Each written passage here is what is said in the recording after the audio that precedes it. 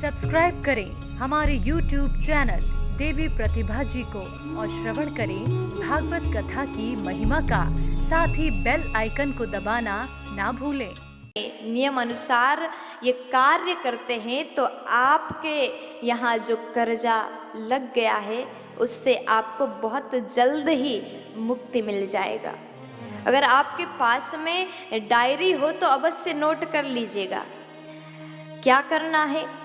कर्जा लग गया है तो आप एक मिट्टी के शुद्ध कलश में जल भर करके उसमें चांदी का एक सिक्का रखें और वो कलश को अपने व्यवसाय स्थल में, घर के किसी कोना में गोप्य रूप में आप रख दीजिएगा, जहाँ पर सूरज का किरण ना आए। अगर आप ऐसा करते हैं और अपने पास में चांदी के चौकोर टुकड़ा को आप हमेशा रखते हैं, जब तक आपको ये समझ में आ जाए कि कर्जा से हमें मुक्ति मिल रहा है, तब तक आपको इस कार्य को नियम अनुसार करना है। और भगवान के सामने प्रार्थना करें कि हे प्रभु, आप जल्द ही हमें इस कर्जा से मुक्ति कर दीजिए। अगर आप ऐसा करते हैं तो बहुत जल्दी आपके यहाँ जो कर्जा लग गया है आप ऋण मुक्त हो जाओगे। और बहुत ज़्यादा कर्जा बन चुका है तो ये कार्य भी, ये दूसरा कार्य भी आप अवश्य कर लीजिएगा। जब व्यक्ति के ऊपर कर्जा लग जाता है ना, न उसको भूख लगती है, न रात में नींद लगती है। वो दिन रात सोचता है कि हमें इस कर्जा से कैसे मुक्ति मिले, बहुत परेशान रहता है।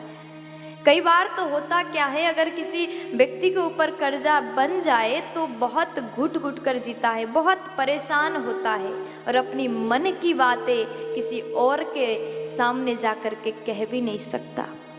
ऐसे में उस व्यक्ति को एक अशोक का वृक्ष लगाना चाहिए और अशोक का वृक्ष लगा करके उसका देखभाल करें, जल डालें, उसका पूर्ण रूप से सेवा करें।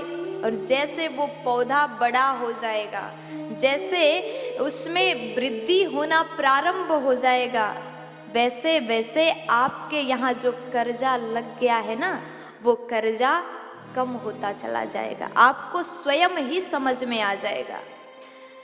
जब तक आप कर्जा से मुक्ति प्राप्त ना करो तब तक आप ये कार्य को नियम अनुसार करते रहे। और तीसरा उपाय मैं आपको बताऊंगी। अगर कर्जा में डूब गए हो, कई बार हम लोग सब कुछ जानने के बाद भी नासमझ बनते हैं। हमारे शास्त्र कहते हैं कि अतिथि देवो भव।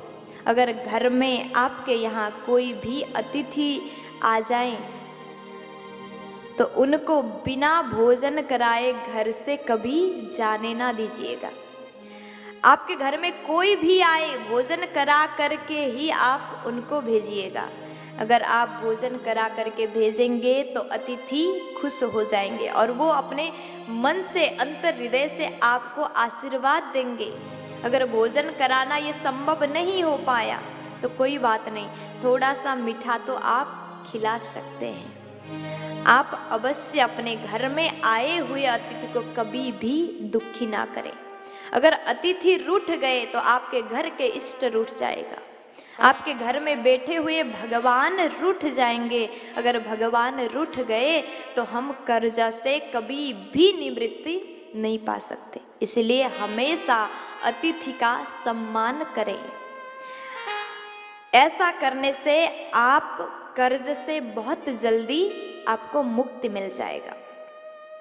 चौथा कार्य हमें क्या करना है? कर्ज से आप बहुत ज़्यादा परेशान हैं। कभी कभी किसी से घर में चलाने के लिए, व्यवस्था के लिए उधार पैसा उठा लेते हैं और हम जब मन करे तब उसको वापस करते हैं। आप ऐसा आज से मत करिएगा।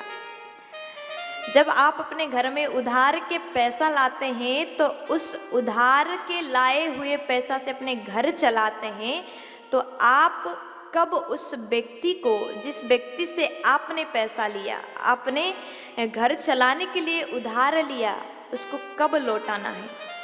ये बात भी शुद्ध लिखा गया है कि शुक्ल पक्ष के मंगलवार के दिन अगर आप उधार पैसा को वापस देते हैं, ऐसा करते हैं, तो आपके किस्त बहुत जल्दी चुक जाएगा, आप बहुत जल्दी कर्ज से मुक्ति आपको प्राप्त हो जाएगा। 5वां उपाय, अगर सभी कार्य करने के बाद भी आपके यहाँ कर्जा बना ही रहा है और ज़्यादा कर्जा बढ़ रहा है, बहुत सारे उपाय कर लिए, आप परेशान हो रहे हो, आज भी परेशान, कल भी परेशान, परिवार के पूरा सदस्य उसी कारण से अगर दुखी हो, तो आपको कुछ नहीं करना, बस आपको प्रतिदिन ऋण मोचक मंगल स्तोत्र पाठ करना है। नित्य प्रति आप ये स्तोत्र का अगर पाठ करते हैं तो ये निश्चित है कर्ज से आपको बहुत जल्दी मुक्ति मिल जाएगी। प्यार से बोल दीजिए ना, राधे राधे। जोर से बोलो ना जी, राधे।